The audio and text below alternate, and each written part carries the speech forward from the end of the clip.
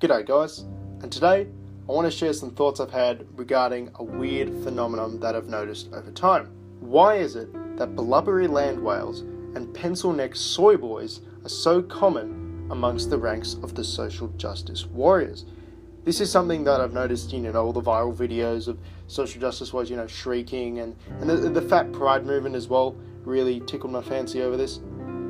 So if we think of a social justice warrior, as far as I understand it, generally the position of a social justice warrior encompasses pro-welfare, anti-gun, so they want gun restrictions or no guns entirely, affirmative action programs, quote, social progress, which usually just results in treading on others for the sake of feels, and they seem to be far left and authoritarian as far as I see it. What I've noticed is that it appears those with the least respect for their own bodies have the least respect for the property rights of others. Now this may just be, easy A, B, C, but I want to go a little deeper into it. If we think about someone who is obese, they don't have any respect for their own body. They are unable to defer gratification or do the no pain, no gain thing, and they just, eat too much food, too much calories in, not enough calories out. If we think about the pencil-neck soy boy, that's a little bit different. If you're a man, you should be in the gym.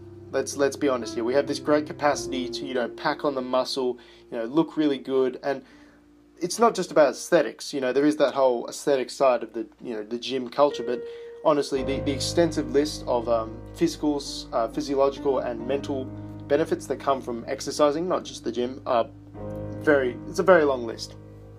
If exercise was in pill form, it would be the most prescribed drug in the history of mankind.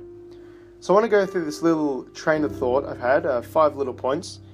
It's somewhat like a philosophical proof, just sort of explaining how I'm viewing this. So here we go. Point number 1, your body is your property. I think we can all agree with that. Number 2, your body is the most important piece of property that you own. Again, I think we can all agree with this. You can have, any other piece of property you own, just think about it. Would you take that over your own body? You would be dead. So of course not. You could never even enjoy the most potent of, say, drugs or other, silly pastimes like that if you weren't alive. You do need your body to enjoy hedonistic things. 3, exercise and nutrition, so fitness, is the maintenance and care of the most important piece of property that you own. Your body is a machine and you should take good care of it. You've got to feed it the right fuel and you've got to, fix it up in the right manner. Point number 4, a failure to maintain fitness is a failure to take care of the most important piece of property that you own. This is just logical, combining the above points. Point number 5, if you fail to respect and maintain the most important piece of property that you own, how can you have any respect for the property rights of others? And I don't think this is too hard to picture. If you're an athlete and you're not going to put in that much effort at the Olympics, you're not going to give a shit at your local sports carnival because it's just not even as important to you. So that's my idea. People with no respect for their own body and no willingness to maintain their own fitness will never ever be able to respect the property of others. It is even more difficult to respect the property of others when you couple this with the out of sight, out of mind sort of mentality we have about the forceful redistribution of wealth nowadays. For example, if the social justice warrior was able to see the government, running into people's houses, kicking down the door, pointing guns at the children and, ripping the money out of the wallet, that would be more visceral and you might be more adverse to that and suddenly you wouldn't want that to happen. But since we have this, the money just gets handed over to you at Centrelink, you don't actually see the crime happen, it can be difficult for people to sort of reconcile that a crime is happening because, of course, taxation is theft. What I believe we can do to counter this is to destroy the thirst for the unearned. Now, the thirst for the unearned is a totally natural human thing. We do want to do things without any effort. We'd all love to look, shredded as Brad Pitt in Fight Club, and we'd all love to, eat healthily and that sort of thing and be moral, upstanding citizens. But it's difficult. You've actually got to work for things. So this is why I think the gym was definitely one of the best decisions that I ever made. And this is all just spitballing on my part, but I believe that the gym helps increase your mental toughness as you willingly, seek out and engage in the pain for gain, transfer. Instead of lying in bed, you get up in the morning and you put on your jeans and you put on your, your gym kit and you go to the gym and you lift some weights, and that hurts, man. And you know, you got to push yourself through that sort of thing. Or if you're going to go for a run and, you know, it's cold outside and you don't want to do that, but you're deferring your gratification, you're not having as much fun in the present as you could for later gain, because you'll know that you won't get coronary heart disease. A gym membership can seem expensive at, you know, almost $1,000 a year in some cases, but it'd be nothing compared to the cost of the health risks, anxiety, depression, broken hips. And if we're going to live in this system of socialized healthcare, in that we have to pay for the mistakes of others, you know, some person just makes poor decisions their entire life, they have a massive heart attack, and, you know, I've got to shell out some money so that they can get treatment. If we're going to live in a system of socialized healthcare, we should at least try and reduce the cost for each other. Surely we would like to do that. We want to make sure that other people don't, you know, pay for our mistakes, and we don't want to pay for the mistakes of others. So let's all try and be healthy and reduce the burden. Something else that's great about the gym, which is continuation of my last point, it can teach you the value of deferring gratification. You cannot get super fit overnight. You cannot get super shredded, Ronnie Coleman, Rich Piana overnight. That just doesn't happen. If you want to make serious gains in the gym or in running, I'm a gym rat, so I don't know much about running. You need to eat right and sleep right. And this aids both with the physical, psychological benefits of exercise.